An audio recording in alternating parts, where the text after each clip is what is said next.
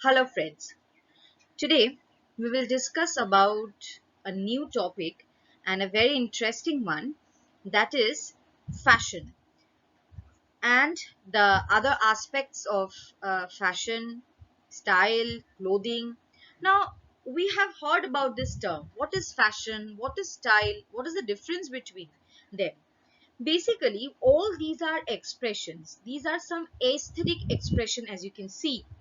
Now style is basically an exception that is traditionally tied and to the fashion of seasons and collections. Basically it is an expression that lasts for a long period of time, over and over. Okay.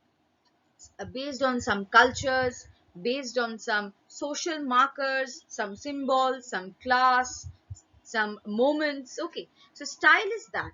And what is fashion? Fashion is also a popular aesthetic expression, but it is not specific, or it is not for a long period of time. It can be taken at a particular time and place, at a particular context, specific context. And fashion, style, they all include different things like clothings, footwear, lifestyle, accessories, makeup, hairstyle. All these things, they form the fashion and they form the style. We can say that fashion in a nutshell is what is going on, the trend, we can say. And style is basically very much personal. Now clothing is one of the very important aspects of both fashion and style, because clothing is the basic necessity of human being. Based on this, clothing has two functions. One is the primary function, that is personal personal protection, and the comfort of the clothes. These are the primary functions. Other than that, clothing also has some other functions based on the which are known as the secondary functions, like the self adornment. I'm wearing something, I'm carrying it, and the dress is actually portraying my personality to the other people. And also the social status.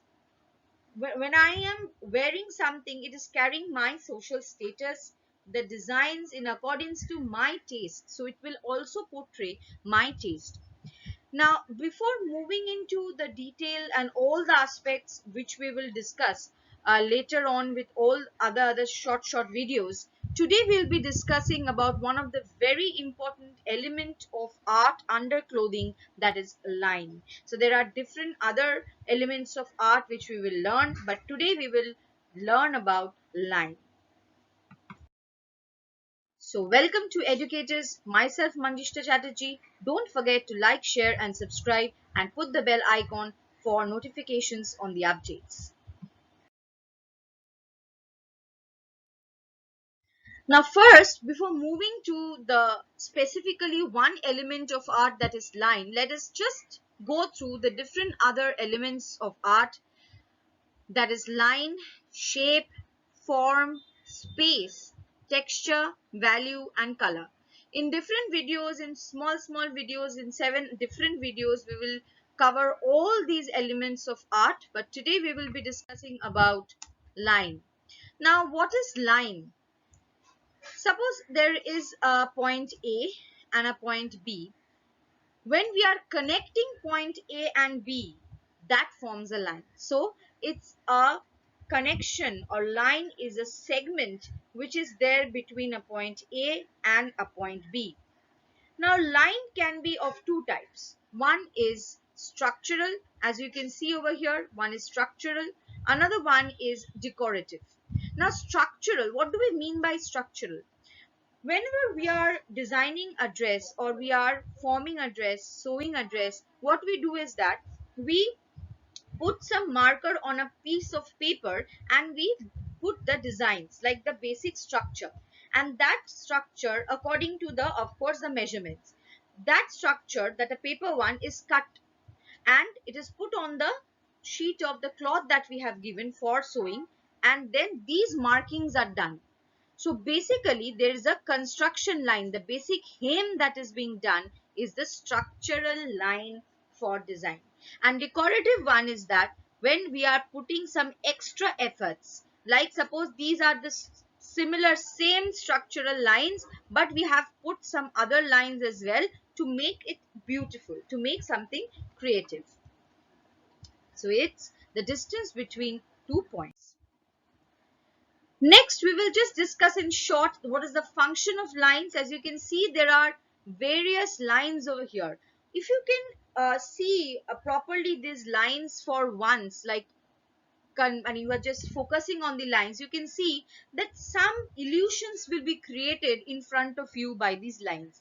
So lines basically forms the different illusion, the different the different structures along with it, which will differentiate one garment with another garment. So it can be basically up and down, side, curved, horizontal, diagonal. We will go into that details. And but basically they create illusion, they create beauty in dresses, and they create something which is different from one to another. Now, there are 5 aspects of line which will be discussed while and considered during designing clothes, and that we will be discussing today. First one is shape. So, according to lines, shape can be straight and shape can be curved. As you can see that there are straight lines given. Okay, so this straight line is basically adding a shape to the dress, and they are creating some formal look. And curve, these are the some curved lines we can see, so they are also giving some different look, a decorative look, but not a formal one. So basically, line diagrams that we are doing in a dress, they can denote a personality of a person. Suppose you are wearing this dress. This straight dress is much more professional. So you can wear this in office works or in meetings or something like that. And this curved dress are much more fun loving thing. So you can wear it for a party or something. Now there is a mixture of this. As you can understand, this is a semi-formal, we can say. uh, I think this dress is for those who are working in the uh, hotel management, and they have this kind of dress, and there's a mixture of straight and also a curved line. So there is a straight line giving a formal look, a stunt look, and also it is giving a curvy look, which is actually helping to understand the shape of the body. Next is direction. Directions can be vertical lines or horizontal. They can be diagonal at the same time. So again, these structures, they also formulate something in personality. Like suppose a person who is very fat wearing this horizontal line, what if you can see these lines, you will see that they are creating some effect which is excess over here, like it's a broadening effect they are showing, and this is a slimming effect. Lines are slimming, these are all effects of the eyes. Okay, so these are some slimming effect. So if a person who is very fat wearing this horizontal line will look much wider, much fatter, and a person who is very thin, if she wears this vertical dress, the person will look much thinner. So if we just can change or exchange between the two, a person very fat wearing this straight dress will look much more slimmer, and a person with the horizontal one, a thin person can wear this, so it will make a balance of the figure of the person as well as the direction of the dress.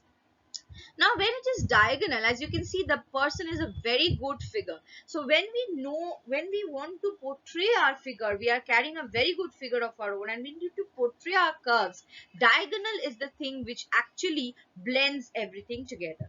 Other than these three, there are different classifications of the directions, like parallel, perpendicular, so as you can see 90-degree over here, oblique, so this is one and this is one, so this is a oblique one. Okay, oblique.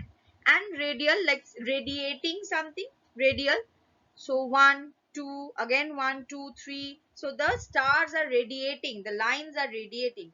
And jagged means having sharp ends. Okay, so this is having sharp ends. As you can see, the armholes, they are having sharp ends. The billows, they are having sharp ends. So these are direction based different classification. Next is the length of the dress. Length of the dress means we are talking about the length of the line. As you can see in this gown, there is a continuous length. That means there is no broken line. So there is a flow. So when there is a continuous line, we can feel the flow of a dress.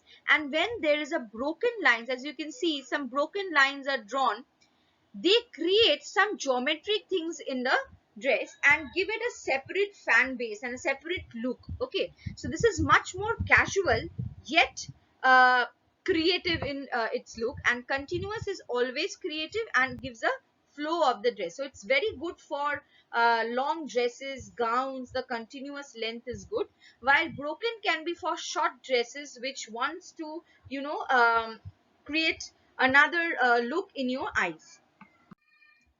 Next is the width of the dress.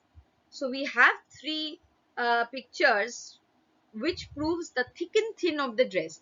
So you can see that all are line diagrams. First is a very thick line, then again a parallel thin line, again a thick line. So what they are doing basically, and over here you can see these are all vertical thick and thin lines. So these are all horizontal thick lines, but as they are looking like bands, right? So they are creating a very good posture of the showing or portraying a very good posture of the lady who is wearing this. Now over here you can see a difference, a smart look you can feature in this thick and thin line. Now clarity. Clarity again, a very important feature of line diagram. One is clear, another one is diffused. So clear, you can see that there are lines zigzag. So these are also line diagrams. So over here it's prominent. Okay, so that is clear to you. It's a prominent. And over here only this box are prominent, but these lines are diffused. So some of it is prominent and some of it is diffused. So if you clearly see this, they are creating an illusion of checks. Okay, so this is the diffusion. So all these are mainly used for different kind of looks and different fashions, different aspects of fashion, by only one aspect of design, that is line.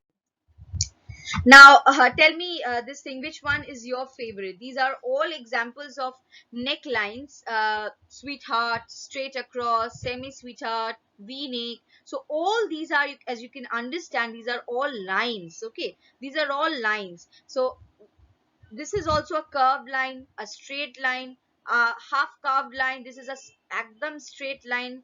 This is also cut through straight line.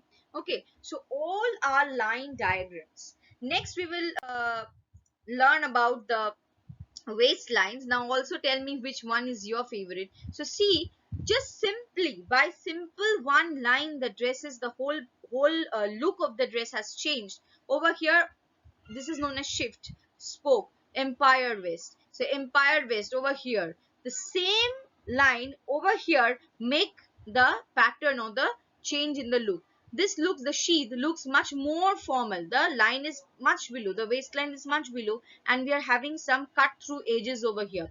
Okay, so based on the waistline, how you are using the lines, which aspects you are using, we can make decorative dresses along with it, we can make formal dresses along with it, and we can use a huge amount of dresses along.